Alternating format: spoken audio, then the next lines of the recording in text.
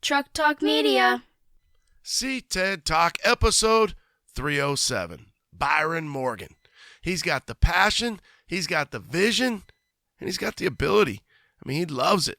And I love watching what he does. You might not know him by the name Byron Morgan, C10 TruK Nut, and that's putting it lightly. Here we go. Episode 307 coming at you. But I'm the type of guy, I won't go spend $7,000, $8,000, $10,000, build a motor and put it in a dirty chassis. I don't like them greasing underneath, and obviously with 50 years of road grime on it, to me, it's kind of a waste to put a brand new motor into a dirty hole like that. So I bring it home and I tear it apart. And I tore that pickup right down to the frame, like I do with all of them, and put them back together. And like I told you earlier, for me, it's gratifying. It's gratifying to tear them apart and put them back together and make them better than they were from the factory. Damn, son. Hey guys, let me tell you about LMC TruK. Keeping generations on the road. Think about that. It's pretty deep. So whether your truck was handed down or something you went out and bought, odds are you were handed a bunch of paperwork, maybe a folder. In that folder was probably the catalog. You know the one. The most up-to-date and detailed catalog available today. It's like an encyclopedia for our trucks. Their website is just as detailed and informative. lmctruck.com. lmctruck.com. So whether you're restoring old memories or creating new ones, LMC TruK is here to help. They're more than just a parts company. They truly understand the lifestyle and passion of owning a classic truck. So get out there and get to work on your truck and know that LMC is here to help. You can get online, lmctruck.com, and order your free catalog today. Keeping generations on the road. lmctruck.com.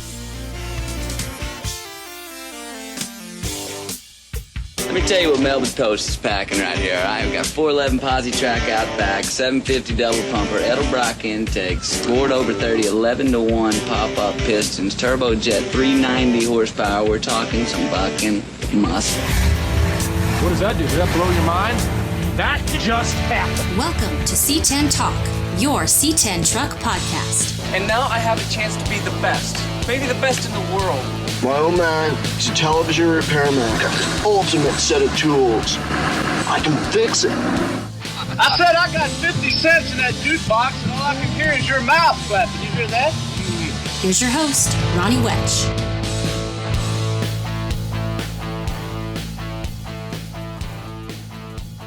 What's up? What's up? 307 coming at you. Byron Morgan. Met Byron, and you'll hear about it a few years back, and I'm really glad that I did. I'm glad that he is who he is and what he's doing in our scene. So stoked to have him on as a guest for you guys to get to know him a little bit better and just share his journey, his trucks, his build, his vision, and what he's got going on, because the dude builds some rad stuff. And what's cool is it's pretty much Byron in his garage, in his shop, like doing what he does. Therapy, C10 therapy, truck therapy, square body therapy. 307. Stoked to have you, Byron. Thanks, brother. Let's see, what do we got? We got the reunion's just around the corner, so Sam and I and my wife have been getting really busy getting ready for that. We do have about 50 spots left, so if you think you want to come down, and if you're out of state and you just want to roll out, I highly suggest you do. Spring Break Fun, March 8th, downtown Chandler, Arizona, the 4th annual. We're kind of dubbing it the senior year. It should be a really good time. So the reunion is just around the corner. And you've got a lot going on this year. We've got more shows. Somebody reached out to me yesterday. He said, hey, I'm thinking about putting a show together. He's out in Mississippi. I said, Scott, if you do, you got to just jump on it, man, because it's getting tighter and tighter and tighter. It's tough. It's a great problem to have. Post Barrett, I allude to it a little bit with Byron. I think Sam and I are going to get on and do a little overreaction. I did that last year. We will do that again this year. I'll sit down with Sam maybe in the next week or two, and we'll talk about some of that and just everything that we saw, and it should be a good time. Okay? So, reunion, Let's see. I just had on 306. We had the phone chargers. That was fun. So I will be selling those. I know he ran that special 10% off. If you want one of them phone chargers, hit me up. They are on our website, trucktalkmedia.com. So if you want one of those square body ashtray iPhone or cordless chargers, jump back to 306 and you can get that for your square body. I think he's going to try to work on a few different adaptations, see if the 67 to 72 guys can get some of that love as well. Another thing, I just got a shipment of the precision replacement parts wing windows. So if you guys, for the square bodies, you want your wing windows, you want the full kit, the brand new, hit me up. I dropped a little plug a few episodes back that I'm going to start selling the precision replacement part stuff. So you need your anything, really, any weather stripping, your belt molding, your door run channel, and now they have out their new wing windows. A lot of guys will try to rebuild those, but when you break it all down and you factor in your time and what you're doing, we can just get you a brand new set. So hit me up. I need to put those on the website. Those will be up on Truck Talk Media as well. I'll try to get that put up tomorrow. So all that precision stuff, little by little, we'll build that up and we'll get that on there. All right, guys, I hope you have a great week. Thanks for tuning in. Again, check out Byron's social media. It's going to be C10 TruK Nut, but take the C out. So TRUK Nut, N-U-T. C10 TruK, TRUK Nut. Check him out. A lot of rad square bodies. Dude's got good vision, good style. And he's teamed up with Dell, and he's building Woodrow, and I can't wait to see this. So thanks again. Episode 307 coming at you. Have a great week. Stay out of trouble. Do what you do. Late. All right. C10 Nation coming at you. Can't wait to get to know Byron a little bit better. We've got Byron Morgan. He's up in Idaho. You might know him as C10 TruK Nut, but there's a no C in there, and we're going to get into that. I know that changed at some point. Byron, I'll never forget. I know exactly where I was standing the first time I met you. You had your 6970 C10, just that beautiful kind of, it's a rich wine, maroon color. That was probably 6 years ago at the Get Down. You made your, was that your first Get Down? I don't recall. Yeah, that was my first year of the Get Down, and it's the first time I met you. I don't know if you remember or not, but you come buzzing by on your skateboard with your microphone. I'll be back. Don't. Yeah. I want to interview you. Is that your truck? And your wife was there with you. And so tell us a little bit about Byron. You're up in Idaho, and you're a father. You're a husband. You love these trucks. You kind of have a little bit of a man cave. How'd you get into C10? You know, I guess it happened to me pretty early in life. You know, I guess my earliest memory of trucks, first of all, I've been a gearhead ever since I was little. I mean, when I was a kid, before I could, you know, pick up any tools, I had racetracks I'd get every year for Christmas. And I just loved speed. I loved cars, period. And growing up, my dad and my uncles, a couple of my uncles were into Mopars. They had Mopar Challengers, an RT Challenger, and my dad had a Cuda, and I just learned to love them. And then about the time I was 7 years old, my mom and dad divorced. My dad moved away, and then years later, I think about the time I was 9, he showed up with his 74 or 75 black square body Chevy 2-wheel drive long bed black truck with the 454 in it, had the old turbine wheels on it, the turbine wheels that were painted black. And the inside of it was diamond tucked. You know, it was 70s stuff. High back bucket seats. He had vinyl velour curtains in the back or some fabric curtains in the back. But that truck the first time he took me for a ride in that truck, I was hooked. He did a burnout, and I thought that was the coolest thing ever. And I told him when I was a little kid that I wanted that truck. I wanted to, you know, when I grew up, I wanted to have that truck. And anyway, that's probably my earliest, my earliest connection to a C10. And I never forgot about that truck as I got older. Obviously, you know, you get started with family, and, you know, kind of this hobby kind of comes after the family's out of the house, or at least it's, you know, it's hard to afford it while you're raising a family. But that's where I fell in love with them, Ronnie. loved them for, ever since I was 9 or 10 years old. Just loved them, period. So, Yeah. and I've always been a Chevy guy. I got a dog named Chevy.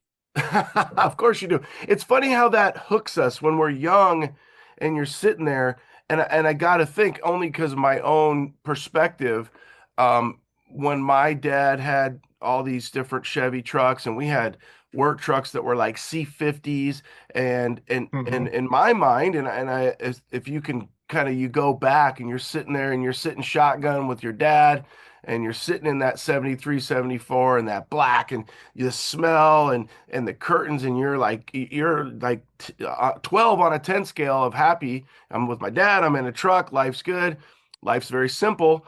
I gotta think you were thinking like, this is gonna be my truck, like this is this is gonna be my truck someday. I actually thought for a couple of years he was going to give it to me, and then one day it just disappeared. Never saw it again. But that truck stuck in my mind. It's still stuck in my mind today. So, did you always grow? Did you grow up and everything in Idaho, or have you been moved around? I was born and raised in Cheyenne. Well, I was born in Cheyenne, Wyoming. I lived there till I was about 5 years old, and then my parents moved out here to Idaho, where my grandparents lived, and been here in Idaho ever since I was about 6 years old. Okay, So, yeah, that counts. Long enough. Wow, you've been in some mountain towns, so you've had the Western perspective. Now, when you think about Cheyenne, and obviously I'm from the Billings area and where you're at in Idaho, and there's still a lot of trucks around. A lot of people have figured it out through social media and Facebook Marketplace and things like that. But talking to a guy yesterday who's out of Grand Junction, and he's like, you'd just be amazed that, there's still trucks up here. Are you finding that that you find them up there, or where do you find them? Because you really got some really nice trucks. You have a good eye. yeah, I go into some small towns, and you go across some of these Indian reservations through, I guess it would be Montana into South Dakota, and I see them all over. I see them around Idaho quite a bit. I went out to Rupert, Idaho, a month or so ago. My wife's sister's kid had some function going on at church, and I counted 5 or 6 square bodies on my way into town. Most people look for people out here that are hunters. They look for game on the side of the road. I'm always looking in people's backyards for cars or trucks primarily. But I think I counted 5 square bodies out there. Do you have a car? You kind of brought that up, and I think that's kind of I think it's a cool thing where we are truck people at heart. We grew up sitting there with, dad or grandpa, looking at that dash, looking at that Cheyenne equipped, looking at that Silverado, looking at whatever we were staring at. Do you have a car too that if you ever came across, would you end up wanting to go back to Mopar if you could, or what kind of car? No, it'd probably be a bubble top. I love them 59 Impalas. Would love to have one of them. It's just they're getting more and more expensive, but that's probably my all-time favorite car. And then I like the early Chevelles. I don't like the 70 up, but I like the 60s. I like the 66, probably the best 66 Chevelle. So either a 66 Chevelle or a bubble top Impala. Yeah, you're right there. Got to be Chevy. I think a 66 Impala or a 66 Chevelle is probably my favorite car if I could ever have one. And there's a little story there too. Growing up in my little dinky small town, there was a rich family. The kid had a 66 Chevelle, and the brother had like a 74 jacked up 4x4 long bed blue square body, and you're just like that's the pinnacle, right? Back in the day. So it is funny. One thing about you really have had all the eras. Obviously you really haven't had that I know, an 81 to 87 or 91, however you want to look at it. But you've had some really nice early 60 to 66s. The first reunion, I'll never forget. You're sitting right there. You've had 67 to 72s. Do you find that right now you're in a massive square body kind of, you've got a lot going on square body wise. Does it ebb and flow for you? How does that kind of work? Or what would you describe as your favorite, or is it, again, just a cycle? Two of my favorites lately, square bodies have been my favorites, but my first earliest truck that I really fell in love with was the 60 to 66 body style. Absolutely love the design of the truck, love the cab, the lines on the cab, the roof line. They're just, to me, they're a thing of beauty, especially when they're lowered. I love the look of them. Lowered stocks, fine. I like stock, but I think they really look a lot better when they've got a nice stance to them, a little bit of a rake to them. And I like to keep them looking original. I don't like to strip all the chrome off of them. There's people that like to shave the handles, get rid of the chrome. All that stuff to me is what makes them beautiful. I just like to modify them underneath, like to make them stop better, make them go faster, make them corner better. So, but keep the original look. But yeah, the 60 to 66 was probably my first favorite. Then I just kind of graduated back to square bodies. I've always loved the square bodies. I used to not really like the 73 to 76 when I was a kid. I didn't like the door panels. Now I love them. I love the big wide wood grain door panels. And obviously I love wood grain. But the square bodies, the early ones, are probably my favorites. The round eye ones, anything from 70 to 79. So yeah, it's funny how that works, where you don't like something and then you end up liking it and thinking, how the hell? The other thing that cracks me up is our trends, and you kind of talked about it, where you said you like that original style. Chuck C has a really good thing. He calls it OE plus, and it's like, I think that's the crispest kind of way. And you are a big time OE plus guy, where you take what the factory, the lines that we were blessed to have in this movement and this craze that we love, and then you're like, okay, well, how can I make it a little bit better? And then when you sit there, and whether it's you building, I know we're going to get into it, you're building the truck with Dell. I just love where this is going with that truck.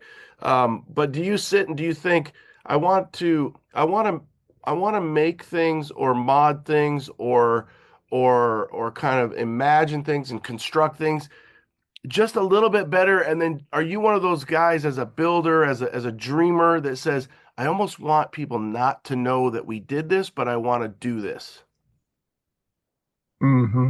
Yeah, I like them. Like I told you earlier, I love them to look original. I love the original chrome on these trucks. I love the body lines. I love the interiors in them. I like to keep them as original looking as possible, but where I like to spend the money on them and make it better, like I said, is underneath the hood. That 69 that I brought to the first Dino show where I first met you, that show really blew my mind. I mean, we've got shows here in Idaho, in Utah, that are great shows. But when I first went to Dino's, I saw trucks around me, Ronnie, that just literally blew my mind. And the thing I love about these shows the most is that you've got a wide array of vehicles, especially Dino's and even your reunion. You see all different kinds of trucks done up different ways. And that's where I get a lot of my inspiration, is just from looking at other people's builds. But I don't like to modify them to the point to where they don't look period correct, like they looked when they come from the factory. I like to keep the factory look to them, just make them go better, faster, stop better, corner better, and sound better. So yeah, and I'll be honest with you, that's why I love your style, because you're keeping that that original flow. And then, even, and I don't know if you have a name for it, but that truck, I think it came from Arizona, went to Colorado, came back to Arizona, and then you have it, the 73 GMC with the blue and the wood grain. Do you have a name for that truck? I haven't named any of my trucks. The only truck I gave a name to was the one Bill was that he's building now. Yeah. All my other trucks, I just, I don't. I guess I haven't found a name that suits him or a name that I like him. But when I saw that truck, right away, what drew me to it was the wood grain, and the fact that it's a 73, big block, short bed, turbo 400, factory wood grain, and in such great shape, no rust. That truck has no rust in it. It's got a little bit of surface rust in the inside of the bed, but that truck, I think somebody obviously took very good care of it. It's a low mileage truck. I mean, it's still got on the vents in the dash where the factory used to put fasten seat belt with that little red sticker. Still got that sticker on one of the vents. And you look up underneath the dash, that wiring's 51 years old, and it looks brand new. Yeah. Underneath the hood, it's still got all the chalk markings on the firewall. You look up underneath the truck, you can still see red primer on the floor, on the underside of the cab. And then you can still see the chalk marks on the front cross member underneath. But that truck caught my eye. I had to have it. Yeah, no, I love that truck. And When Dave Cantrell had it here, he was mhm. we were kind of doing some pictures with Orange Slice, and I told him you I better seen that. ride tech this, and then he moved it on. I don't know if you drink or not, but there's a probably one of my favorite things, and it's a special occasion thing, but it's called Johnny Walker Blue. And Johnny Walker has red and black label, but a Johnny Walker Blue is it's expensive. It's usually 200 some dollars a bottle, and Mhm. it's about depending on what bar you go to, it might be like $50 for a nice little drink.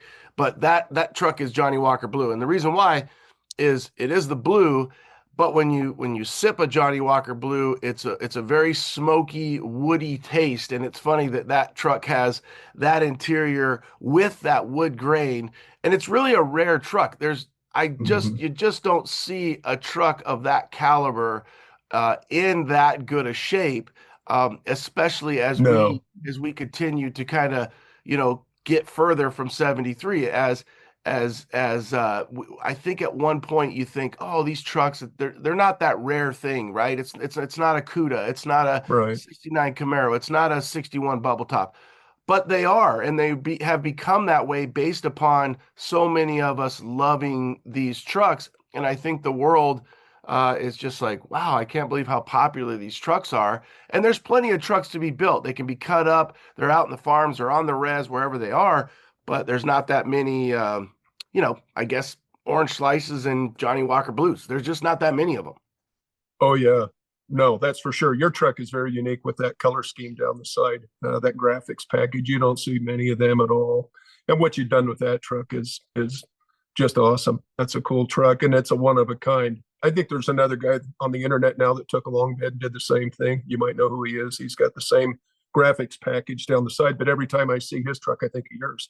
Yeah, yeah, So, yeah. but He's yeah, reached out. that It is a unique truck. You know what I mean? I think he calls it sunburnt because the stickers kind of got a mhm. little. It didn't get quite Baked. the love that maybe Johnny Walker Blue and the Slice got back in their life. But it is funny to kind of see that. How do you decide what you're going to sell when you sell something? So a few years back, you had your truck at Barrett Jackson. Um, do you just say, did you try to kind of limit it and say, hey, I've got these many in the works, I've got this much space, and something's got to go? I wanted to try Barrett Jackson one time, and I knew them 67 to 72s were bringing some good money, and I thought, I wanted to experience that one time.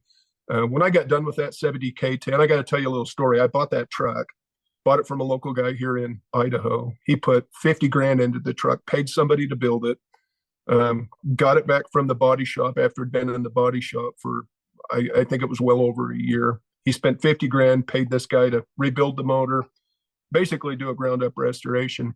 When he gets it back, it's got a knock in the motor. And it was sitting in front of Les Schwab one day. I think he was just getting it aligned, and it had that knock in the motor. And I didn't know who owned the truck, but I ended up going into Les Schwab and asked my buddy at the tire store who owned the truck. He told me who it was. I happened to know the guy, so I called the guy, and he told me, he said, yeah, I'd sell it. He said, it's got a knock in the motor. And he said, quite honestly, I just want to be done with it. So I went over and looked at it. I ended up buying the truck, paid him half of what he put into it, took it home, took the motor out of it first thing, and had the motor rebuilt. And then, of course, I didn't like the interior, so I gutted all the interior. I put a white leather bucket seat, 67 to 72 seats in it with a console. Tore the bed apart, put a wood floor in it instead of the metal floor, tore the manual transmission out of it, pretty much tore the truck apart. And in the process of doing that, before I actually took the motor out of it, I was driving it from Rexburg to Idaho Falls, and I got off on the Rigby exit where I live. I got to the stop sign. I went to turn left and go over the overpass, and the steering just kept going to the left. I had no control of the steering. The steering wheel just started freewheeling. And what had happened is the yoke in the steering column had actually come out. They didn't, countersink that set screw. The steering shaft came out, and I lost the steering on it. And I was going down the road 75 miles an hour in that truck before that happened.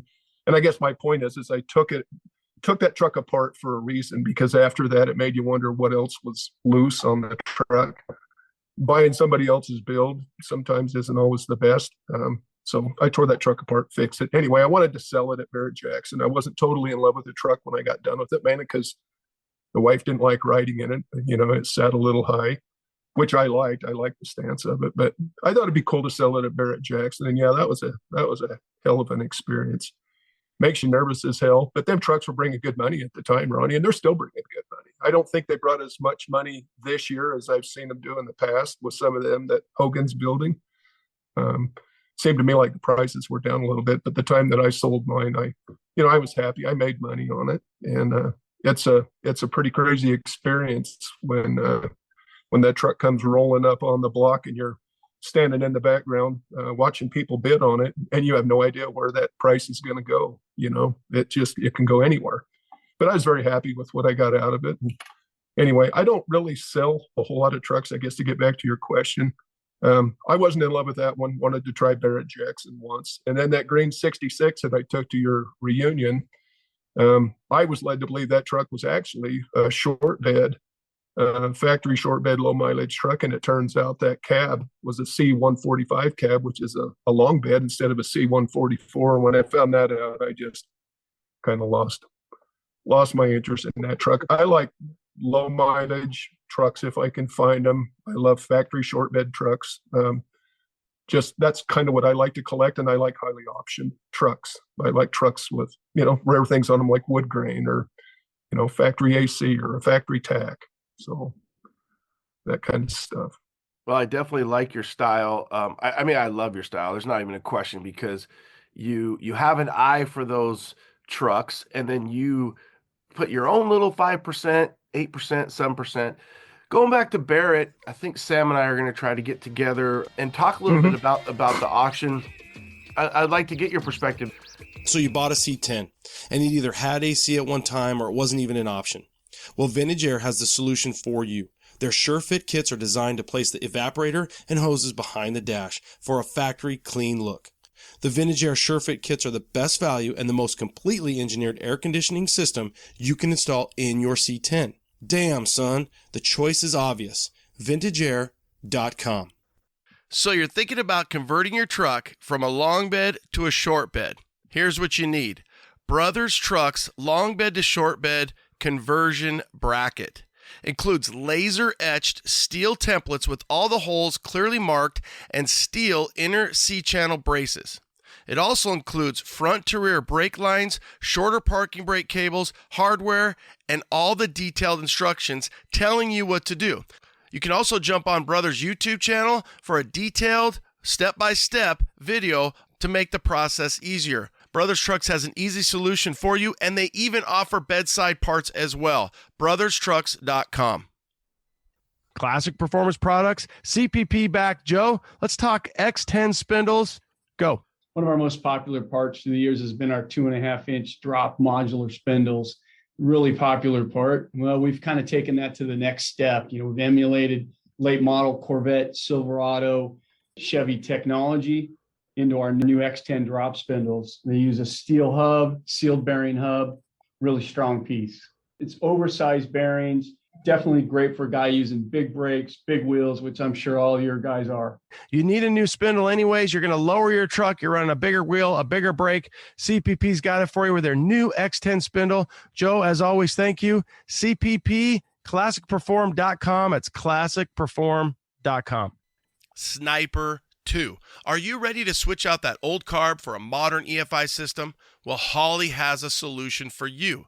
The all-new Sniper 2. This new system was redesigned from the ground up. Available in tumbled polished or black powder coat, and there's 3 available tuning interfaces. A classic 3.5 handheld, a 5-inch mountable, which includes a GPS speedo or a Bluetooth module so you can use your smartphone. Another big bonus is the Sniper 2 has a built-in transmission control module. So if you're looking to upgrade to a 4-speed overdrive, 4L60, 4L80, you now can with ease. Holley.com to get started today. Holley.com.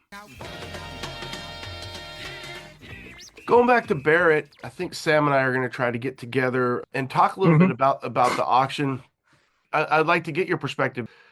You talk a little bit about going to Barrett a few years ago. There's a high there, right? So there's a high as a seller. You bring in your truck. You're into it. You're not really counting your labor. You bought the truck from the guy. You get a good deal. You go through it. That's your passion. That's your hobby. That's your therapy, which I think it is for a lot of people. What do you Without a doubt. think? What this year? I feel like. I mean, I don't want to turn it into a whole Barrett show, but I just feel like has the labor outpaced the value? So in Arizona, I've talked about it multiple times. California, 165, let's just say an hour. I don't know what shop labor is in Idaho. I'll just say based upon a guess, I'll just say 90. I don't even know because the shops and the employees and so much. So Arizona 125, maybe even a little more. Let's just call it 125. Obviously out Mississippi, Alabama, 70, Iowa, 75. Has the labor and the paint outpaced the value of whether it's the truck or the car? Now that Nova, there was a Nova that went for like just under 700 grand. 700 grand. So for the audience, that's a Chevy 2. That's going to be your early Nova, your 64-ish. I can't remember the year of that Nova, but two-door. Yeah, I think it's a 64, 65, two-door, smaller body Nova. Yeah, a little square. Beautiful car. Yeah, car. Blew me away. I think there was some Mercs. Obviously, the Jesse James Merc went for some big money. I do think some of the trucks, though, the Adams brothers, which are local here, the young kids, they sold that 63 Suburban 4x4 with all 3 seats, and it went for like 300. And I know that truck was unique. That was different. That you didn't see another one of them there, but it was built very nice, had a very nice color, very nice interior, nice stance, but it was unique. Yeah, and I think that uniqueness helped with the value. But it's a beautiful build. And that brings up another point. I wonder on some of these Blazers if the market is saturated where the builders are bringing so many that it takes some of that uniqueness away. But do you feel like the value or what would you say is your few minutes synopsis of what you see and as a guy who's into the hobby, as a guy who's sold trucks and obviously one at Barrett, what's your perspective? Do you feel like, because I think some of those guys on those kind of like maybe they were hoping for 300 and maybe a Blazer or a truck goes for 220, which is still a lot of money, but I've seen things where guys are spending that much in parts, and then they're into their labor, and then they're like, dude, I'm washing out my labor, meaning I've got 150 in parts. I sold it for 200. I've got fees, and I'm not even paying myself to work. So have we gotten too crazy, or are we at that point where we just got to let the dust settle and the overreaction, see what happens at Meekum, because Meekum's here like maybe this weekend, I think. In Glendale. Yeah. So then there's reserves there. So I just wonder what you think as a guy who's seen all facets of it and been through all facets of it. First of all, that stuff that Hogan builds is like nobody else. I mean, that guy really is the one that really brought true quality to them 67 to 72 trucks. And you look at every nut and bolt on that stuff that he does, just the level of quality. You've got other people out there building some now. I actually saw a lot of them Blazers, 67 to 72 Blazers online. I didn't go to Barrett Jackson this year, but I record it and I watch it every night. And I usually go through 4 or 5 nights of it, so I forget what was on the first night. Then I go back and play the first night all over again. But I watch them because I follow the market. When I sold my truck there, I knew enough about what Barrett was doing with the prices that I wasn't really too concerned about it being a no reserve auction. But I think there's a lot of them starting to come out, Ronnie, other people building them. And I think that's probably maybe taking the appeal away from some of that stuff that Hogan's building. But the people that are buying Hogan's vehicles know what they're getting, and they've got the money to pay for it. And honestly, by the time that guy figures his time, he's got to get that kind of money out of it for the amount of time he puts into building them. But they're beautiful, absolutely beautiful. Yeah. So what I noticed this year, just looking at some of the sales, was it looked to me like the price of some of these square bodies are coming up a little bit. Some of the K10s that sold there were selling for 45, 50, 60,000 bucks. So, and some of the two-wheel drives, you know, there was that one white one with the cowl hood on it. That square body brought almost 100 grand. So I see the price of them starting to come up a little bit, which is encouraging. So yeah, it's almost like the 67 to 72s, which I still think will always be the king. I really do. I kind of equate it to the, you know, the 67 to 69 Camaro. Obviously, there is a, when you think about a set, you know, like a 70 Camaro, a split bumper, there's an appeal there. And I think, you know, like you said, that square body, some of these guys that are like, yeah, I grew up on that. I want a square body. I always like this, you know, let's say a 72 K10.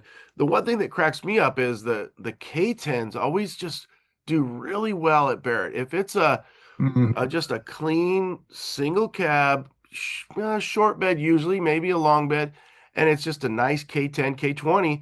I mean, depending on how much money you have in it, obviously, but if you're in it, you know, fair, then I think you'll do fine. And people always ask me, well, why does the K10s or the K20s, what do you think? And I think that it used to be, not anymore, but it was an older group of people that were buying them. Let's just say like 10 years older than me. Okay, so they're 60. Back then I was 40, they're 50, whatever. Okay, well, when you look at a truck and what it takes to drop a truck on the ground and the money and the chassis and the cutting and the this and the this, and they're like, you know what? There's no cutting on that 4x4. That just put a nice 2.5 or 4-inch lift and they jacked it up, or it was a stock 4-wheel drive. So yeah, it's just interesting to see how those K10s, the demographic K20, the 4x4s, you know, and I think Blazers are always going to be legendary. I think they're going to do fine. I just think that the labor, the parts, the paint, those three things are getting so astronomical that to really sit down and build something, if you did it from a retail perspective, if I go to Byron's Customs and I'm paying him X amount, and then Byron is using, you know, Joe's paint shop, and then I'm buying all my equipment from Dakota to Vintage to all these different products, you're going to outpace yourself. And that's why I personally think if these guys actually go to the auction, and I think you can find a lot of deals there. I think you can still find deals at the auction. Yeah. And you're not waiting. Without a doubt.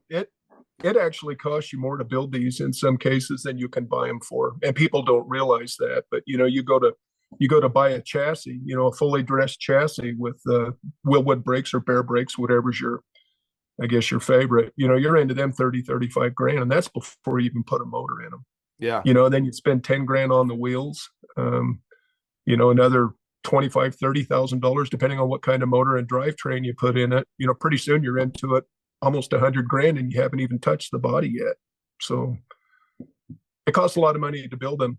The bad thing about buying somebody else's build, I know you can buy them cheaper, but you really don't know what you're getting until you tear them apart.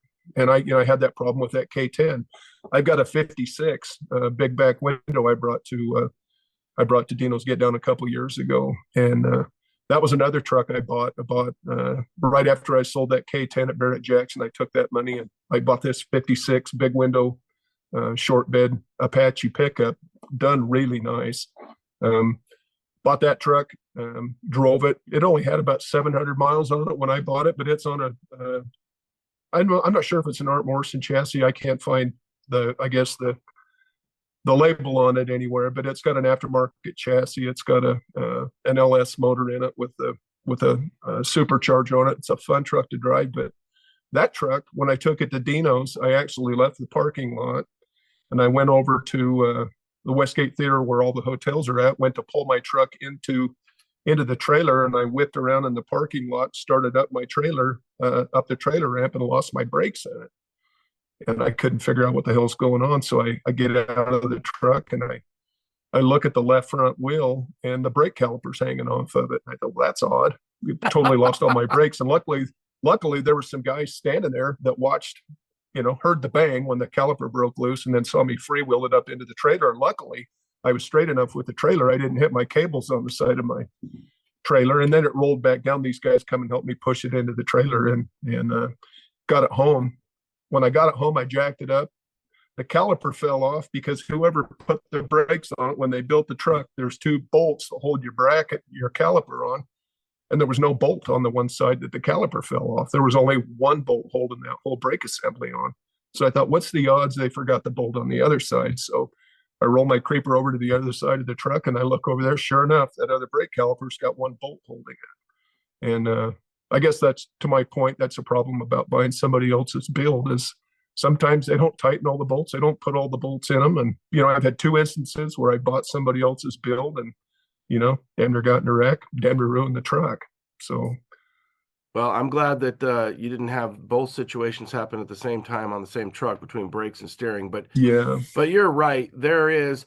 I do think with Barrett, I've gotten so many comments. I went live one time, and I was, I guess, a couple weeks ago when I was there, and people are laughing at 2 things. 3 things. A, that I said I've already been drinking, so who knows what I'm going to say. B, I said Craigslist 20s on the. I say that. Oh my God, that. People are just like Craigslist 20s. Well, they were horrible.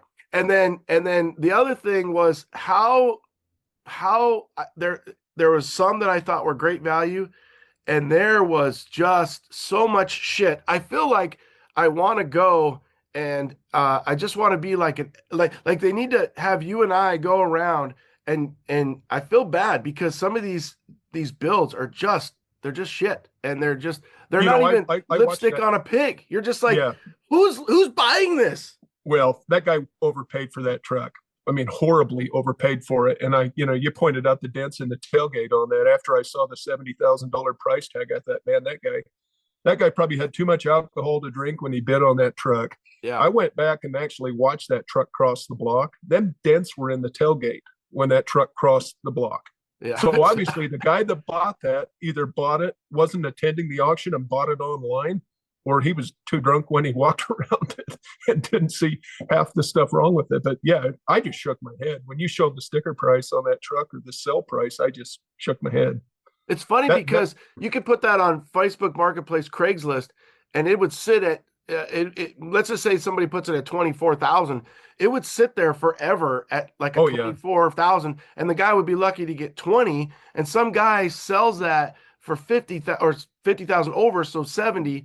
I got another story, and I know the guy that bought it, and I didn't really want to just put it on the socials the way that I was, but he goes, hey, check out this, it's lot 769. Okay, so I go over there, and he's all excited, and I'm like, he goes, what do you think? He really likes the Big Sky truck that I did with the 6-inch lift and the wheels and tires. He goes, I want to do that. What do you think? And I go, I just told him, I said, you should punt and sell this thing. I've looked at it for 5 minutes.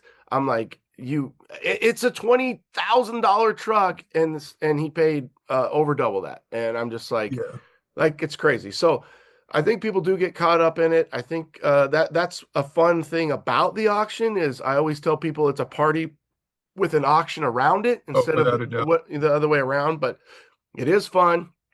But you got to be careful as a buyer because you're obviously there's things there that and that could be anywhere. I mean, I wouldn't say that there's hasn't been situations where I can only speak for myself, but let's say I'm building a truck, whether like Yellowstone, I drove all over the world, Orange Slice, you're going to have little things, right? But it is nice to know, like maybe just you and another buddy, and you're marking each little nut and bolt. Okay, this has been torqued. It's got a little red mark on it or a little yellow mark. I put it on it. I torqued it. I did this. But when you've got somebody who's just fly-by-night customs, it doesn't work out that well. Right. When I tore that blue and white K10 apart, literally half the bolts on that were hand tight. And I'm not exaggerating. It's like whoever went around and was doing it was obviously not paying attention. And I literally tore that pickup completely apart. The only thing I didn't do was I didn't take the cab off the chassis on that, but I redid everything underneath for that reason, just because after that steering column came apart, the last thing I wanted was to have any other problems with it. So what's your favorite part? You do a lot of building. You've got a white K10 that you're doing. Obviously you've got a couple C10s that you've just wrapped up over the last 2 years. What is your favorite part? I mean, you said, hey, I was 5, 6 years old. I was tearing wagons and go-karts and everything that I just tore it apart. What do you like all facets of it? Do you really love a certain part? True story. I had a go-kart when I was a kid. And this will just tell you kind of my mindset. I'd love to tear shit apart ever since I was a little kid, literally. We got bicycles in 1976 when the flood hit here in Idaho. The Teton Dam broke and washed away all of our toys and our bicycles, and a lot of homes got wrecked. We got brand new bicycles. And within, I think, 2 weeks, I tore 3 bicycles apart for no reason. Just tore them apart because I was curious how they were put together, put every one of them back together. I don't think any of the brakes ever worked on any of them after I put it back together, but I was doing that when I was 8 years old, 9 years old. Then I got a go-kart. Got a go-kart from my uncle. My uncle bought this go-kart from Sears Roebuck.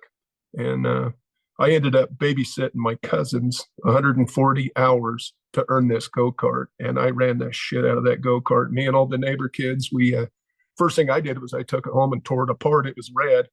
Painted it green. I put gold pinstripes on it, went and bought me some pinstripes and put pinstripes around the bars.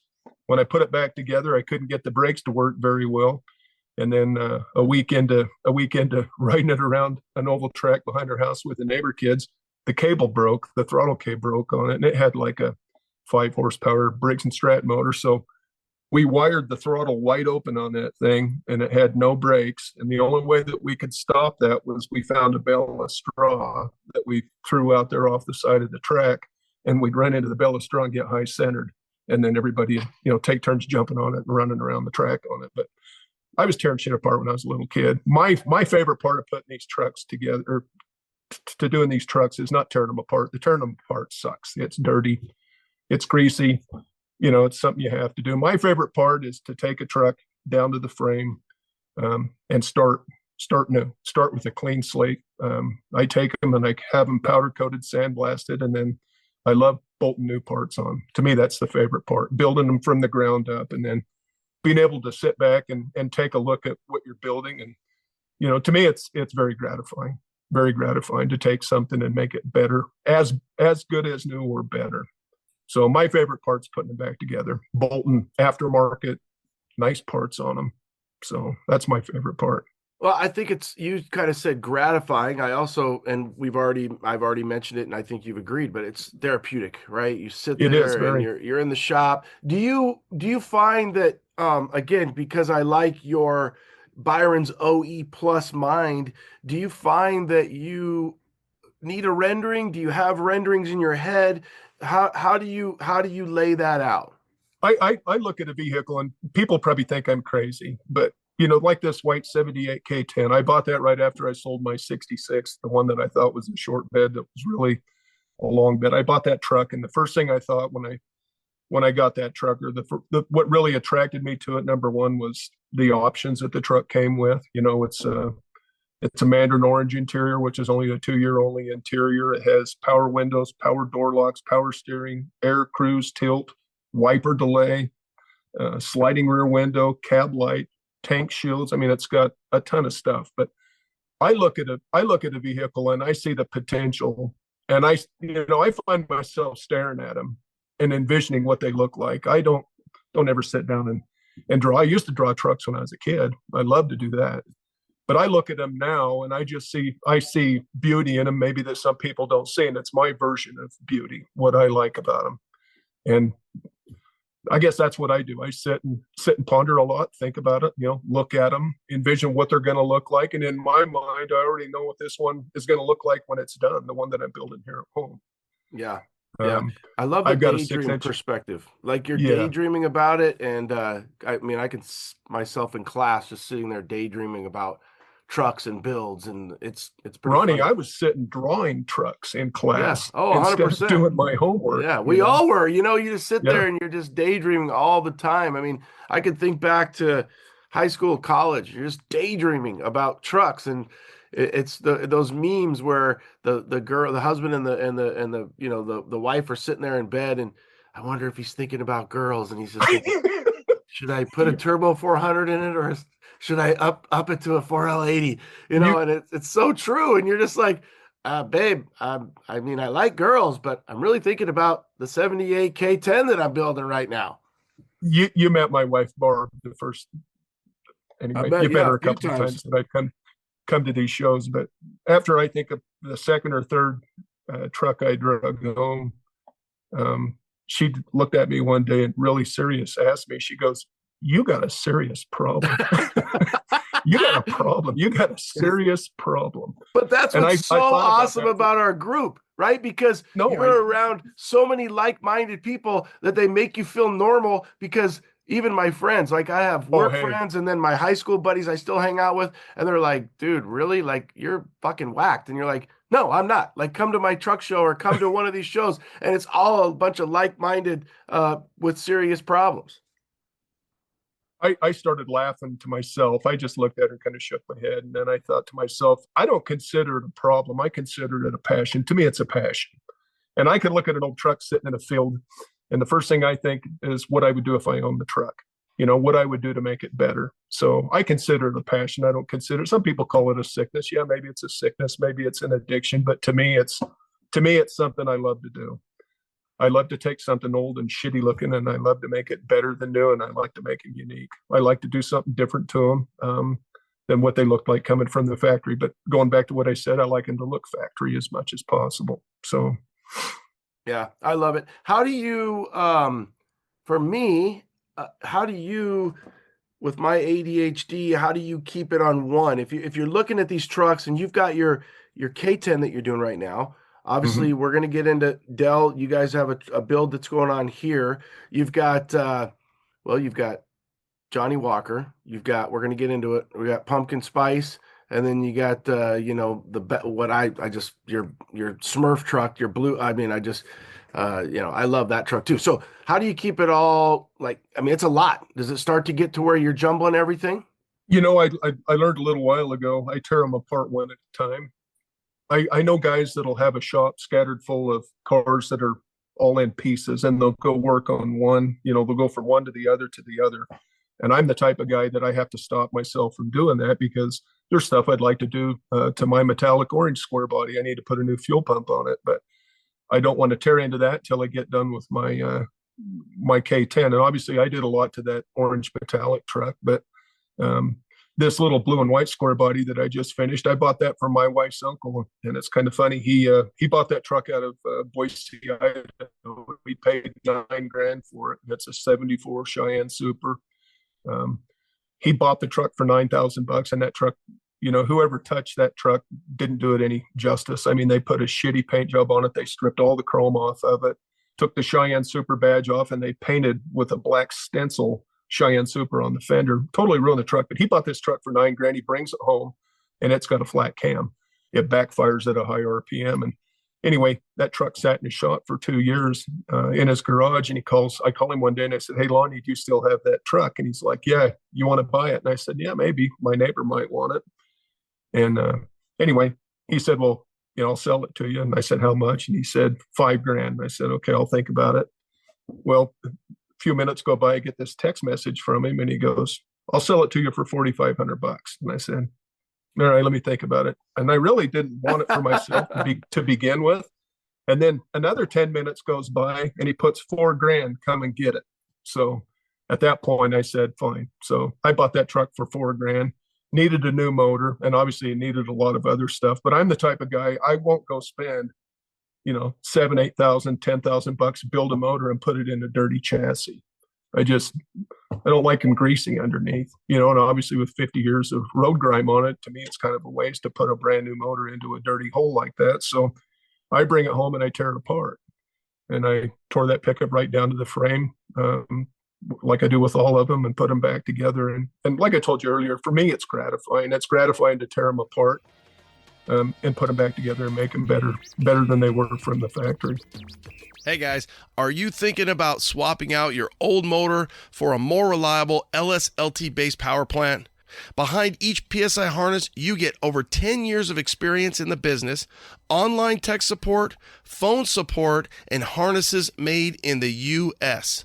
That's PSIconversion.com. What's up, guys? Who doesn't like to bundle and save? The team at UP Car Parts knows this, and they put together 7 different bundles for you to choose from to save up to 20% off of your lighting. From headlights to taillights to marker lights, UP Car Parts got you covered. upcarparts.com. Save up to 20% today. You've heard me talk about my gauges, Dakota Digital. I love them. Dakota Digital has the best gauges for our trucks. These kits are complete with sensors for any engine. They look just like the stock clusters, but have all the technology you'd expect from Dakota Digital. It's like a modern truck, but even better in a classic. Dakota Digital is absolutely the best in aftermarket gauges, so check them out at dakotadigital.com. dakotadigital.com. I don't like them greasy underneath, and obviously with 50 years of road grime on it, to me, it's kind of a waste to put a brand new motor into a dirty hole like that. So I bring it home and I tear it apart, and I tore that pickup right down to the frame, like I do with all of them, and put them back together. And like I told you earlier, for me, it's gratifying. It's gratifying to tear them apart, and put them back together and make them better than they were from the factory. So one thing we were talking about, we just a little to kind of go back. You said, hey, I don't like the dirty part. I like the reassembly part. I want to share this with the audience, and I'm kind of dealing with this right now with the Big Sky truck. Mm-hmm. The bed came off. I did the chassis. I really, really wish I would have tore the cab off too, because I've got to do it now. I got to get new cab mounts. Did you go through that as a process and realize you just got to get in deeper and then start fresh? Because you're going to end up wanting to do it anyway, where it comes back to 50 years old, fuel lines and brake lines. And you're like, listen, if you have the space and you have the wherewithal, the more you can get it all the way broke down, because once you get halfway, you're going to wish that you went all the way anyways, so you're saving yourself the time and the money. Yeah, this orange metallic truck's a prime example. I bought that truck. First thing I did is I brought it home. I peeled the white vinyl off of it. Somebody covered up that beautiful orange metallic with the white vinyl, peeled that off. The minute I unloaded it, I parked it out there in the sun. And within 2 hours, I had all that shit ripped off of it. It didn't like the white vinyl. And I knew I wanted to wood grain that truck. But to your point, I wanted to redo the suspension on that truck. The suspension on it wasn't good. It had some cheap suspension on it. So I never tore the cab off that truck. I took and disassembled the whole rear end and the front end, left the cab on. I ended up painting the back half of the frame. And to this day, I'm still not content with it, because underneath the cab, I still have, 40 something years of dirt and grease. And it's not what I like to do. The back end of the truck looks really nice. The front end of the truck looks really nice. But, underneath the cab, I wished at that point I'd have tore the cab off of it. But at that point, you're going to be into it a bunch more money. So by the time you totally tear them down. Yeah.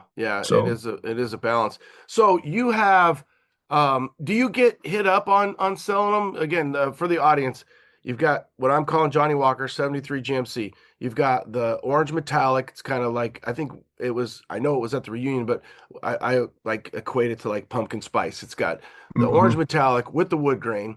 Then you've got the blue and white. Factory bucket seat truck. Just beautiful. And then the blue and white.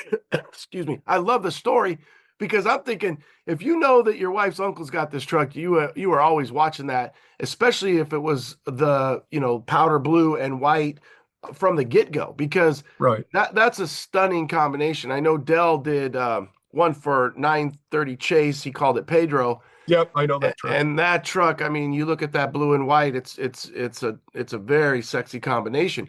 So you've got a bunch going. You've got the K10 that you're getting ready, or you already broke it down. You do a quick job. It's like, holy shit, he already broke it down. And then you've got a truck over at Dell's. Do you get hit up on people wanting to buy anything? Because I think your style, if you're not there yet, you're going to be. People are going to want to buy your shit. This blue and white truck, when I finished it, the first major show I took it to was C10 Nationals in Salt Lake.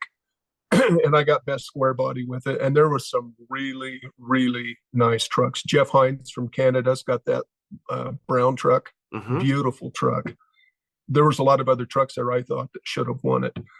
I don't know what did it with this truck. I think a lot of it has to do with the color and the cleanliness. I mean, I turned every bit of that truck completely upside down and rebuilt it from top to bottom. But at that show, I had 4 different people come up and want to buy the truck. 2 of them had the money to do it and was willing to pay me what I put into that truck. And I didn't want to sell it. But I had one guy come up, the last guy that come up, and actually one of the judges come up and says, hey, I know, you're probably not wanting to sell your truck, but if you ever want to sell your truck, I'd like to buy it. And I thought, okay, thank you. That was nice. There was another family that come up from Boise that had a collection of cars, and they had a shitload of money. They wanted to buy the truck, but I didn't want to sell it. And then the last guy that came up, I think he was the third guy. I think there was 3 people. This guy came up and he just walked around the truck for 5 minutes, and he just says, I want to buy your truck. And they says, well, it's not for sale. And he goes, I don't care. I want to buy your truck. And he says, I'll pay you whatever you want for it. And I told him, I said, well, it's my wife's uncle's truck. And I said, I got a lot of money into it. I got about 70 grand into that truck. And that doesn't count my labor. But, like I said, you add up the wheels, the paint, the suspension, it adds up really quick. That guy begged me to sell it to him. And I just told him, I don't want to sell it. I don't want to sell it. I've had more people want to buy that truck than I have anything. And I think a lot of it has to do with the color combination. It's a baby blue. And like I said, to me, they're almost to me a work of art, I think, in a lot of ways. They are. They not only with you, but in general, right? I mean, I think you look at a certain, and what a great analogy from the perspective of once it gets the Byron love, it is a work of art because of what you do, your attention to detail and your ability to tear it down and find that OE plus, that classic line, that classic look. But you've got your own little spill.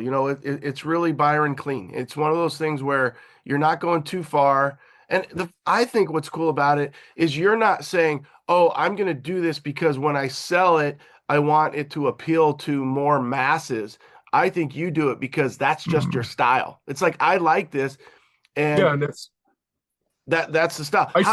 My biggest question would be, go ahead. I was just going to say, I see beauty in some things that some people would disregard. Like when I drug this truck home, it was the ugliest, this little blue and white one. It was the ugliest paint job I'd ever seen on a truck. And they totally ruined it. I mean, they moved the paint line halfway up the cab, got rid of the total two-tone in the middle of it, painted the whole bottom of the truck white. And I almost felt sorry for the truck. Somebody took a perfectly good Cheyenne Super, a 74 Cheyenne Super, and ruined it. And like I said, when I bought it, I paid $4,000 for it. I was just going to put a motor in it. I didn't even know the motor was bad. I thought it maybe had a loose rocker or something, a valve or something, a bent valve or something. But when I ended up having to put a new motor in it, that's when I just decided, I'm going to tear it apart and I'm going to do it right. I'm going to do the truck justice. I don't want to just throw a motor in a clean motor in a dirty hole and drive this thing around the way it is. To me, it was ugly. So how do you pick your wheels? Because that to me is the hardest part. Everything else is set kind of factory wise, right? You're like the high option trucks, you like the paint, the trim. Obviously there's a few little upgrades we can do, but the wheels is such a hard thing, and some people really suck at it and some people are really good at it. Yeah, I guess I go back to the first time I went down to Dino's, and what I really noticed about the trucks down there. First of all, I realized I wasn't the only one that had a problem. There was 5,000 to 7,000 other people at the time that had a problem. But I draw a lot of inspiration from other people's trucks, a lot.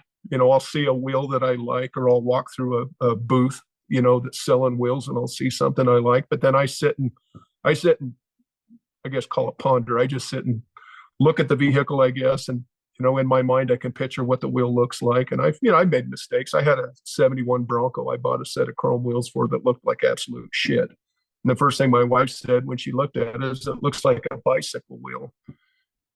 And this 20-inch wheel on this little small, and that's the only Ford I ever bought. It was a 71 Bronco, but totally bombed it with that one. Took the wheels off immediately, sold them, and put some of them old aluminum, like a centerline wheel with the smaller holes on it that was kind of period correct. But, the wheels to me, and I've heard you say this, Ronnie, wheels can make or break a vehicle. You can spend a shitload of money on these trucks, and you put the wrong set of wheels on them, you're going to ruin them. You're going to ruin the look of the truck.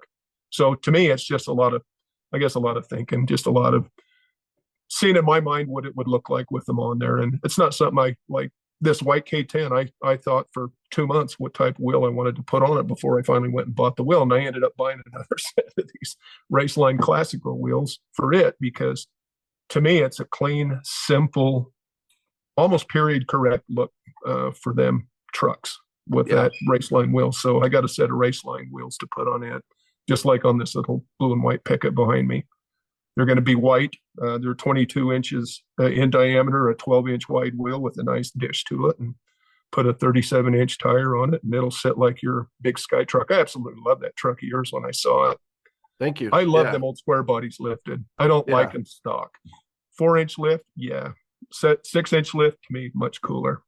Yeah, it is. They're I think just growing up, seeing those things that way, and I appreciate that. It is funny when you go to the auction or you go to a big show or any show for that, you find a wheel that you really like and you see a stance and a wheel, right? You're like, oh my God, the stance and the wheel. I mean, it's like the two things that can just absolutely make or break a truck. Make or break a vehicle. You could have a $100,000 vehicle and they pick the wrong wheel. And you're like, oh, let me talk to you. Come here. Let's go have an intervention. And we need to talk about the stance and the rake, the stance, and then the wheel is so important. So getting into that, I think it's going to be my favorite truck. Is it Woodrow? Is that what you're calling it? Okay. So Woodrow, it was funny. I saw Dell. I can't remember. It was a small thing, 5 or 6 of us. And we were, I don't know, we were partying or something. I don't know. And I thought it was going to be patina. And he said, well, why do you think that? And I said, well, when I saw the fender, it was going to be patina. And he's like, oh no. And then because then I see the fender and then the wheel and the rendering. And then I see an all metal body. And he's like, yeah, we blew that apart. And I'm like, what? I'm like, I'm completely blown away. So, let's talk about Woodrow. And full transparency, I'm blown away because I love what you do and your style. How did you come about getting Dell to build a truck for you? You know, Sam told me, I think it was 2 years ago at Dino's. He says, how the hell did you get Dell to build you a truck? He said, Dell's either got to like you or he's got to like your style. And I said, I don't know. I called Dell one time and I saw that truck that Dell debuted at Dino's when it was at the Westgate Theater District, that black 66 that he did that you interviewed him on. I saw that truck there and that truck blew my mind. And I'd known Dell. He didn't know who I was, but I followed Dell for a while before I even I wasn't even on Instagram, Ronnie, until I met you. But I knew who Dell was. And anyway, when I decided I wanted to have somebody else build me a truck, first of all, that's the only truck I've told you I've ever named. None of my trucks ever have a name, but I was just driving down the road one day and had this idea in my mind about building a square body. And what I was hoping to do was I was just going to buy a chassis from GSI. I wanted to speed things up a little bit. I wanted to have the chassis and the motor and all that done. And I was going to bring a rolling chassis home. And I was going to find a body and finish the truck myself. And I called Dell one day and wanted to buy a set of wheels from him. And I told him, I said, I got this truck I want to build, and I love that CST wheel of his. And I told him, I said, I want to buy a set of your wheels. And they said, I've got a frame bought. And I said, I'm looking for somebody to put it together, to put the chassis together. And then I want to bring the truck home and do it myself. And one thing just kind of led to another. One thing led to another with him. And next thing I know, he's sending me a quote to build a truck. And that's kind of how it started with him. So I love the guy's style. Absolutely love his style. He keeps stuff very clean and simple, period correct. He doesn't go too crazy with him. In that interview that he did with you, he kind of spoke to me when he said he likes them with a little bit of a rake, like on that black 66 and the right wheel combination. So I just, like I said, one thing led to another and started talking to him. And, Woodrow, I guess, came out of that. Woodrow is the only truck, like I said, I've ever named, but I had in my mind, and, Dell's changed my mind on a lot of things since I started. And that's one thing about him that I appreciate is he'll give you his version of, or his ideas of what you should do with your truck. So I started out that was going to be a black wood grain truck. It was going to have a LT4 motor in it. I thought that LT4 motor was the way to go because it's 650 horse, 650 foot-pounds of torque, and it's, I thought it was a cool motor. And he said something to me that made a lot of sense in one of the emails, or no, actually on the phone. He said that LT4 motor is hard to make it look nice. And I thought that's an interesting perspective because it is. The top of the motor's flat. Yep. There's really no character to it. And I thought, he's right. And then I remembered that Whipple supercharger that he put on that LS3 motor that's in that black 66. And I said, Dale, I don't need to have an LT4 motor. I said, I never really looked at it from that point of view. Dale's taught me a little bit, I guess, on his style and things that he likes. And so I said, scrap the motor. Let's do a LS3 with a Whipple supercharger on it. I want some horsepower. So we started out with a 700 horse LS3. And he calls me one day and says, hey, for a couple grand more, he said, I could get you 800 or 900. And I said, 800 or 900 horse. And I said, shit, do it. The 69 truck that I built years ago, the first one that I took to Dino's, it's a 600 horsepower truck, and it's got 600 foot-pounds of torque on premium gas. I told Bill, I said, I got bored with that motor in literally a couple of months. Didn't make enough horsepower for me. So I said, if you can get me 800 horse, great, do it. So I upgraded the motor. A month or two goes by, and Dale calls me again, and he's like, I got this friend, Tom Nelson, down in California, built some really cool motors. And I go, I know who it is. It's Nelson's Racing Engines. And he goes, dude, if you want to spend the money, he goes, he's got a motor down there I'd like to put in it. He said, it's 1,200 horse. I said, you're speaking to me. I said, by all means, I'd love to put a motor in it. And I said, to me, the motors is probably going to be one of the biggest draws to that truck is the horsepower. So I said, do it.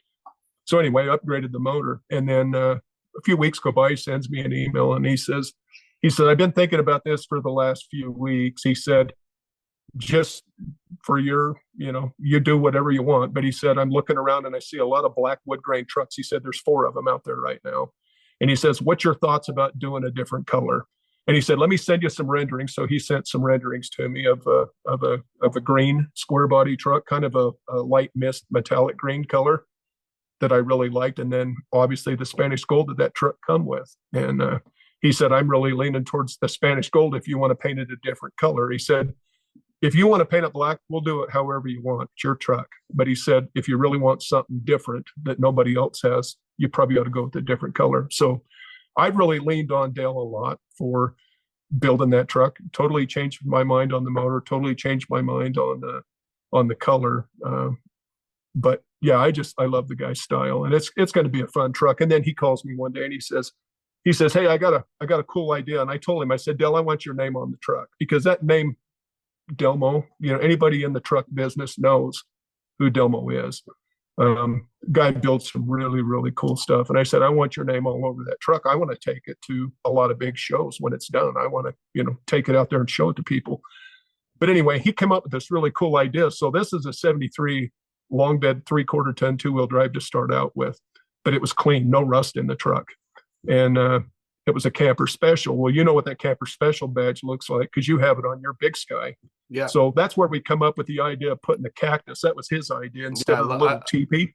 I love that thing. Yeah. He's going to put the cactus where the teepee normally goes on that cab molding. And then where the GVW goes down below, that's where he's putting the 1,200 horsepower instead of the gross vehicle weight. So everything that he comes up with, all of his ideas, to me is pretty incredible. I think he's probably a lot like us. You sit and think about this stuff long enough, you come up with the ideas, but it's going to be a fun truck when he's done with it. Well, and my 2 cents is I mean, it's worth almost 1 cent, but this thing it's going to be an ultimate truck out there. I mean, Okra, AKA Spanish Gold, switched over in 73, wood grain, short bed, Nelson Factory Racing. Wood grain truck. Yeah. It's going to be unbelievable. And I've seen the interior as well, and with this Yellowstone truck, we did the same. So the Spanish Gold and that SMS, I love that interior. So I've got I think I have a few yards of that left, and I love that interior. So that I I could say right now it's going to be my favorite truck. I mean, even the badging for the audience, if you didn't see that Dell posted it, you've got your cactus, you've got your Spanish gold, you've got the wood grain, and the stance and the wheels. We just talked about it. The stance and the wheels. Oh, yeah. The Dell CST, the right wheel, the right truck, the right owner, the right builder. Are you going to have some orange in the motor? How do you guys plan to dress that up? We've talked about that a little bit. So I told him all along I wanted to have a brown leather interior, and I want some sort of 70s fabric, like your Yellowstone truck, for example. That material looks like something you'd see in a 70s camper, or something like that. Very 70-ish material. So I told him, and the one thing that hasn't changed is it's going to be a brown leather interior, bucket seat truck. I got some slosh tub bucket seats to put in it. And I told him I want some 70s fabric for inserts to go, where your butt's usually sitting and the back of the seat. So he shot me a couple pictures of some fabric. The first one I didn't like. The second one, and he was just throwing out ideas. The second one I fell in love with. I said, that's it. That's the fabric I want. So the fabric that he picked out that I looked at is the fabric that he posted along with the color and the wood grain look. But I did find some really cool wood grain, a different wood grain that I'm probably going to try on this K10, and I may try on Woodrow. And I seen it on a truck at Dino's of all places. It's actually got a texture to it. So it's not a flat, smooth vinyl wood. It's actually got a kind of a rough wood texture to it. And it's a vinyl that they wrap interior wood panels with. But it looks more like wood because it's got the texture to it. So here's one for you. So a lot of people don't realize this. I kind of just fought this on Yellowstone, is your door panels, your bezel, your I guess your dash bezel, it doesn't match from the factory. It's just a hodgepodge of browns and different fades and the wood grains. Will you match it all when you think about your bezel and your door panels? I want it all. First of all, we're going to buy, new bezel, new door panels, all that other stuff. LMC actually makes a pretty nice panel now, or they get these really nice wood grain panels, but I want to keep it all period correct on the inside, with the exception of the bucket seats. Them are going to be slosh tub buckets. And then it's going to have a factory headliner in it. Dell talked me into putting a roll bar in it, which I would have never planned on doing. But he calls me one day and he goes, "Hey, I was thinking this thing would look really cool." He said, "You've seen Square Body Syndicate 2's truck. I think it's 2 or 3. It's that white one with the graphics on it, like your truck." And he said, "You've seen the roll bar in that?" And I said, "Yeah." And he goes, "What do you think?" And I said, "Whatever you want to do, Dale. If you think that'll make it look better." It wasn't my first choice, but I thought, that truck's probably going to need it with that much horsepower anyway.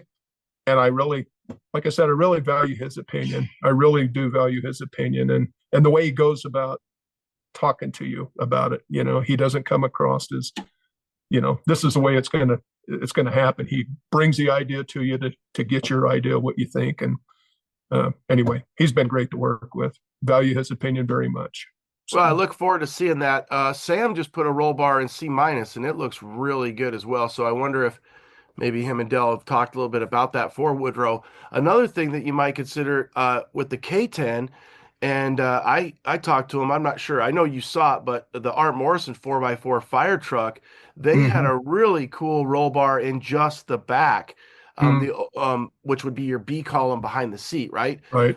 So I'm going to put that in the Big Sky truck if I can get it to work with the slosh buckets. Well, no, not the slosh buckets, the slosh boxes. So sure. So both Orange Slice and Big Sky have, or will have. I already bought them. I just need. I got them at the reunion. The boxes. So I don't know. I think the boxes come so far around, so that might be part of the issue. But yeah. So one other question that I have on the Woodrow is, so you'll probably have chrome bumpers tucked a scotch. What are you going to do for your style with the bed floor? It's going to be raised. Or are you going to keep it metal? What kind of work are you? Well, it's going to have a wood floor in it. With the name of the truck, Woodrow. And like I said, I was driving down the road one day. That name just come into my mind, and instantly I knew that's what I wanted to name that truck. Because of the wood grain, because of the wood grain door panels, the exterior wood grain in the door panels. But I told Dell I want a raised wood floor in it. So you can lift it up and see, the GSI chassis underneath it. So it'll have a raised wood floor in it. Okay. Last thing on that I wonder what your style is and what you're going to do. And I don't think it's been, and you do not have to give the secret out yet, because sometimes it's fun to see things as they go. A truck this nice to this level, sometimes I personally like, hey, I've got a 74 K5 Blazer that will be going to SEMA this year. I think I'm going to leave the doors because I like the offset of the color. Mm-hmm. So with the Grecian bronze, but I also see where guys will leave a strip or they'll make a line and they'll might pinstripe it, and then they'll paint the interior like a certain color, maybe a brown, right, maybe to match your leather. Are you going to leave it Spanish gold, so the bottoms of the doors? Okay. Yeah. I love that. I mean, yep. when I see like a Hills Hot Rods, they do that a lot where they'll paint the inside of the door, and I like it then. But ultimately, when I come down to it, I kind of like that I get the paint on a square body door. I get to see the paint, and a 6772, obviously on any C10 for that part. Right. And they got away from that, right? When they went to more carpet, and then they started really getting up into the interior being one big color. But I like having that balance or that offset of color. So I kind of wonder if you're going to have a nice rich brown on your door panels. And then some guys will even now to the point, which I think is really cool. I know Phil Cato's Custom did it on Boogie Nights, but you'll even get some of that fabric going in the door panels and stuff like that. So yeah, and I'm not going to do any fabric on the door panels. I told Dell I just wanted the fabric on the seats. I want you to be able to look at that door when it's finished and have it look just like it did in 1973. The difference is you're going to see all the headliner. The headliner will be in a brown leather. All the brackets that hold the headliner up in place, all that trim will all be wrapped in brown leather. The seat will be in brown leather. The door panel is going to be a wood grain door panel against the Spanish gold paint. And then, of course, the dash will be wrapped with brown leather, a real thin brown leather, so it won't look too heavy and, not look period correct. So. Perfect. So you've got what's the status of the K10 right now? It was blown apart. It's going to be. I mean, you sometimes you get a little momentum and you're moving and shaking pretty quick. I see it, and it's fun to watch. My body guys actually beat me. Typically, I like to have the chassis done so when the body parts come, I can put the body parts on. I've still got the chassis blown in pieces, laying on a trailer waiting to go to powder coat. So that's going to take me. It'll probably take me a few months to put it back together. I've got all the body parts painted now. The bed's done. They're putting a white bed liner. So I'm gonna color coat the bed liner in that, so it'll have a frost white bed liner. I don't like black bed liner in trucks. I like them to be color matched. So it'll be color matched on the top, and then the whole underside of the bed will all be color matched white. And I'm going to do the same thing with the front end. I'm going to undercoat the entire cab all white with the undercoating and the whole front end, and it'll have a nice satin black frame bolted to it. So, but the body's going to be done before the chassis. The chassis is going to take me a little while to put together.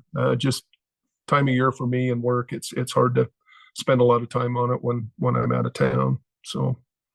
Okay. And I'm going to keep the factory 400 in it. I'm going to put the factory 400 back in it. It'll have a set of aluminum heads, but I'm going to paint it to look like a cast head.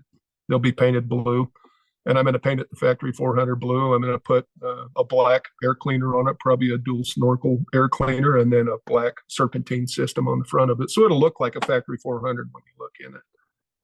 Another huge struggle of mine is, do you keep the small block? Do you keep the big block? Do you LS it? What do you think from, if you're keeping that 400, do you struggle with throttle body versus carb, or how do you balance that, up in the high mountains up there? We just put Holley carburetors on them, just a Holley mechanical secondary carburetor on them. I tried that Phytech one time. In fact, I had that Phytech fuel injection on that K10 that I sold, and could never get it to work quite right. The thing would just die for no reason. If you were sitting at a stoplight, it would start right back up, but it would just die.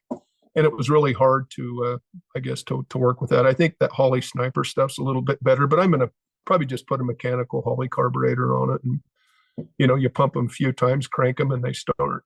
So yeah. Fuel injection certainly the way to go. But, I struggle sometimes with maybe wanting to put an LS in them, but The thing I really liked about that truck is it was born with a 400, which was the highest option you could get for that truck at the time. I think you could still get a 454. Yeah, you could, but that one had a factory 400 in it. But could you get a 454 in a 4x4 though? That's I think Yeah, you I can. don't. And 78, I think you could. Yeah, I know, and I don't know if the audience knows this, but in a 67 to 72, they never did put a big block in a 4x4.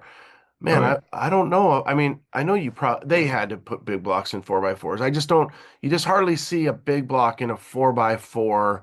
Short bed. Yeah, Half ton. you just don't see it. You just don't see it. And Big Sky 25, it's got the small block too, and it's low miles. So Yep. that's my struggle. I'm like, God, I want to rip it out and make it look fancy and do exactly what you said, aluminum heads, maybe throttle body, but you just get to where you're so much money, you're like, well, shit, I should just You're LS it. right. And yeah, it's so much Right. different. So, well, I love your style. You just keep being. I love your style, and I love that you and Dell have teamed up too. Because who doesn't love the styles of both of you and working together? It's going to be fun. It's going to be powerful. A lot of really good stuff. You've got, for me, it's funny because on my perspective of when I'm pushing or promoting a pod, man, I've got so much stuff that I can push and promote. You have so many trucks. I like when we changed from posting pictures on social media to reels, and I like your style of your reels. You pull the truck out and you always pick for me, a really cool song. Like you pick some old kind of classic rock or a Western song or a country song or something really cool. Uh, I want you to realize that your efforts for your social media, you have so much there, and it's cool to see that. And I hope you're having fun along the way, because for me, on the outside looking into what you're doing, I'm a fan. And I think you've known that from the first time I went whipping by you on on a skateboard. And I think your style is you just got to keep your style. Does what about the kids? I know you have a son. Does he get into it? It's funny. I've got one son. He's in medical school right now. He's gone through 2 years of medical school. He's 4-year undergraduate. Now he's doing an internship in New York. He's got to do that for 2 years, and then he'll go into residency. But I tried to get him involved in it early on. He's one of them kids in high school that wanted a Subaru. I had this old 66 Chevy pickup. I actually went clear to Finger, Tennessee to buy it. And it was a factory short bed. I spent 3 days driving over there. I went over in a day and a half and came back. I bought this truck and wanted him to help me rebuild it. It's back when he was 10, 11 years old. And he'd come out in the garage and he'd make an attempt. And he's like, Dad, can I go back in the house? Yeah, go back in the house. He didn't have any interest in it. But a funny story about that truck, I got to tell you. I was really proud of this truck. It was a red and white 66 big window short bed pickup, factory hubcaps on it, factory skinny wheels. Loved to drive the truck. The thing would just die for no reason. And what we ended up finding out is it had a plugged fuel line, but I wanted to drive him to school in it one day. And he's like, Dad, I don't want to be seen in that truck. He's in 5th grade, 4th grade. He's like, I don't want to be seen in that truck. I said, you're going to, because I'm going to drive you. So I drive him to school. We're going down a 2-lane highway. I get about halfway to his school and the thing dies. And I knew it would start. I just had to pump it, to get the fuel back into the carburetor. So here we are on the side of the road, stranded. And here comes this school bus with all of his buddies, and they're waving at him like this as we're sitting on the side of the road. He was so mad at me. It's like, Dad, I'm never doing that again.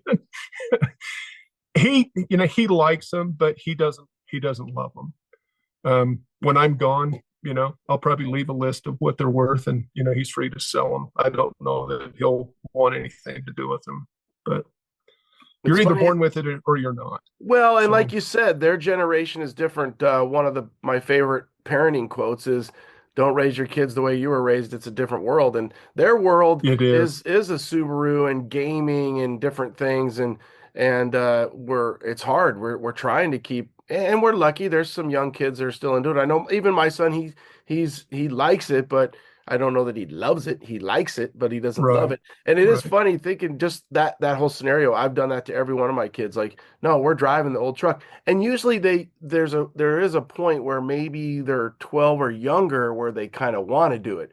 And then after that, they don't really want to do it unless their friends think it's cool. And a lot of times for me, I will do that where I'll build it all up and then my kid doesn't like it near as much as I'm kind of hoping that they will or something like that. So there is a Yeah. sweet spot where you've got to capture them and get them in there. And for us, that was just what our parents were driving. That just happened to be what the time was. Yeah. I honestly think you're either born with it or you're not. You either have a love for them or you don't. I think people can learn to love them, but I think sometimes when it's just who you are and part of you growing up, I look around, people look for beauty in animals or in nature. I look for beauty in old pickups. Yeah. That's just me. So for the audience, you guys can follow him. Now, you did change it at one point. It's been long enough now. But yeah, C10... I got hacked. Somebody hacked my Instagram account right after. Like I said, I was never on Instagram until you come skating by me one day. I'm like, you need to have this. Dino's, and you're like, dude, you need to get on Instagram. Okay. So yeah. I started out C10 TruK Nut with truck spelled, TRUCK, and that account got hacked, I think a year after I had started on Instagram. And I just, at that point, like everybody, you fight Instagram to get your account back. You can't. So I just decided I'm going to keep C10 TruK Nut, but I'll just spell it without the C. So it's TRUKNUT. Yep. So, and anymore, we'll tag it and put it all out there, and you'll follow Byron if you don't already. You're gonna want to, because he's got a really nice collection. The barn is really nice. The shop, the way you do what you do, your style. It is a passion, and we can see that with you. So I think keep doing what you're doing. Is Woodrow slated to be anywhere? When are you going to debut it? Is it a SEMA build? What's the plan? I'm hoping to debut it next Dino's. Right now, the truck, Dale's got it all blown apart. Chassis all been done. All the metal work's been done on the cab. He sent it to Southern California to have it painted down there. He said there's some better painters down there for a little bit more money. You get a nicer paint job on it. And I think the guys in Prescott are probably busy. So he told me it'll probably spend 4 months down there. So I'm hoping, he has the truck back. By the time he gets the truck back, the body back from Southern California in 3 or 4 months, he said the chassis will all be powder coated and put together. So I'm hoping by, this November, I can debut it at Dino's. I told him that's what I wanted to do. Okay. So this coming. If I'm lucky. Yeah. Whenever Dale's done with it, he's done with it. I'm not the type of guy that likes to rush people.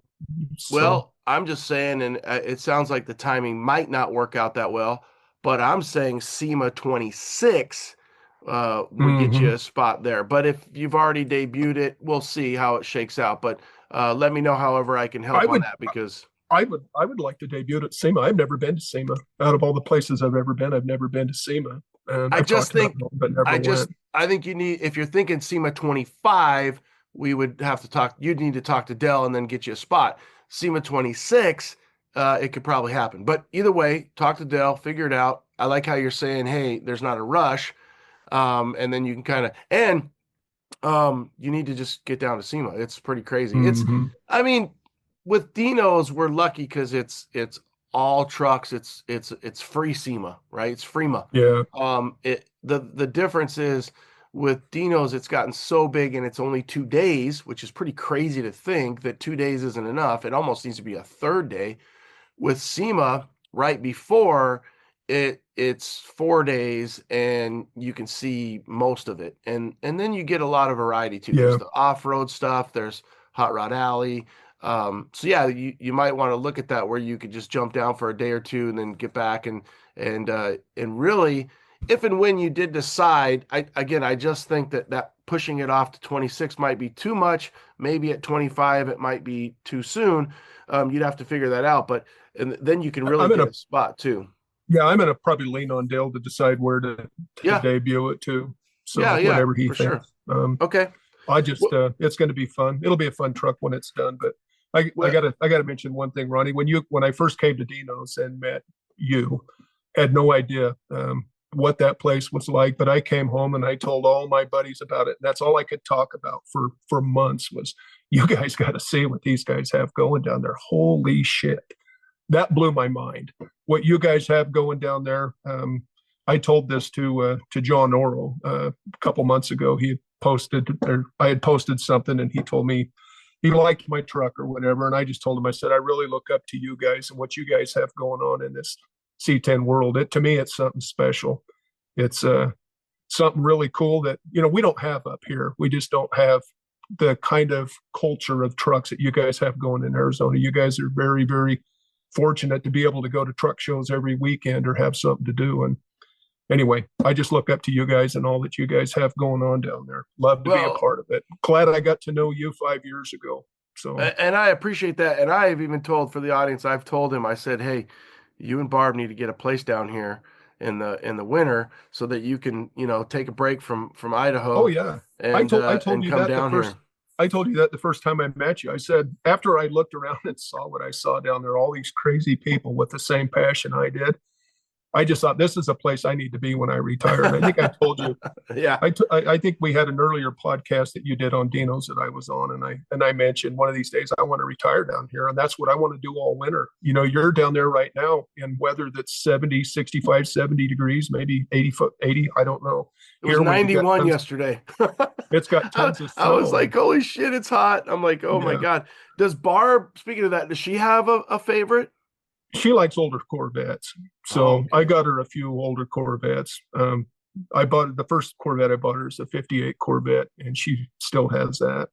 Nice. She likes the older Corvettes. So she's got a few of them I keep in a garage out back. Nice. Yeah, man, Corvettes. Have you ever seen like a 70? I'm just such a sucker for the orange, but there's a 72 which is a split bumper, and I think that might be the last years of the bumper, and it's like a Grecian bronze. Yeah. Oh my God, there's just what a great car. I mean, it is funny to think of when you think about even a Corvette, and I'm not that big of a Corvette nerd, but the different styles and paint. And do you find that when you are looking at Corvettes, do you have some of the same idiosyncrasies where you're really looking at the options and the interior? Do you really kind of geek out the same way? With the C1s, they're so in my mind so beautiful of a car, the way they come from the factory, like especially the 58, where it's got the washboard hood and then it's got the trunk spears on it, and then just the dual headlights and all the chrome. I like to keep them cars as original as possible. They drive like shit. They drive like an old school bus. They don't stop very well. They got drum brakes on them. When you hit the brakes, sometimes it goes left and sometimes it goes right. But when it's parked, it's beautiful. They just look nice. Yeah, So, the lines and the curves and Right. Again, just the automotive engineering and styling. For the audience, I've named them all just because that's what I do, just so we can keep track. But we've got Johnny Walker Blue 73 GMC, absolute stunning truck. We've got Pumpkin Spice, which is the orange metallic. We've got Baby because it's baby blue, and she's actually stunning. Woodrow, and then Frosty, the K10, which is going to have the 400 in it. I might have just found my name for that truck. That might be Frosty. I might put that on my plate. You said Frost White, and I just thought, well, that can be just Frosty. So yeah, with the 400. So there's a lot going on there. Just that is just some of it. So you've got more trucks. You've got a lot going on. If you guys out there, if you trust me, trust that I know that Byron's detail, Byron's style, his vision, and what he's doing in our scene and our trucks and as a builder and as a human being, we're lucky to have great people doing rad shit. Check him out, Byron Morgan. Again, it is C10 TruK Nut. Take the C out of the not at the beginning, but in the middle. You don't want to miss the first C. You just want to pull that second C out. So again, C10 TruK Nut. I'll post it. I'll do it. Byron, stay on the line. I'll take you out. I appreciate everything you do. You come to the shows. I've seen you all over the country. Sometimes Barb's with you. Sometimes she's out shopping. I'm glad that you've got a supportive partner in this passion, and keep doing what you're doing, brother. Thanks. Good to know you, Ronnie. Appreciate it. That's a wrap. 307 in the books. Byron, again, thanks for your time. Keep doing what you're doing. For you guys out there, questions, comments, concerns, hit me up, Ronnie, RONNIE, at Truck Talk Media. You can hit me up a DM on C10 Talk. However, whatever, you got somebody you want to reach out to, somebody you think we should get on the pod, let me know.